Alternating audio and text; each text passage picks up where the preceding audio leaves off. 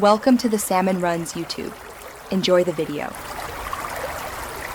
In this video, I will show you how to change the default font in Premiere Pro.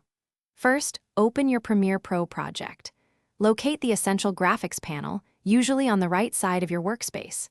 If you don't see it, simply go to the Window menu at the top and select Essential Graphics from the drop-down list.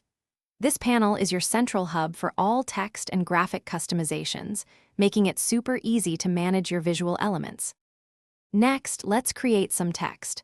Grab the Type tool from your toolbar or just press the letter T on your keyboard. Click anywhere on your program monitor to add a new text layer. Now, in the Essential Graphics panel, you can choose your preferred font, adjust its size, and pick a color. Feel free to experiment with other properties like stroke or shadow to get the exact look you want for your text.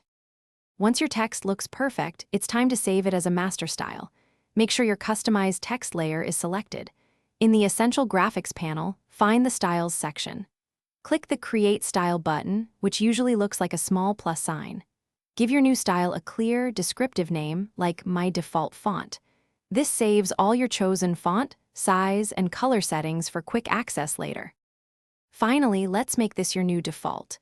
In the Essential Graphics panel, locate your newly saved master text style within the Styles list.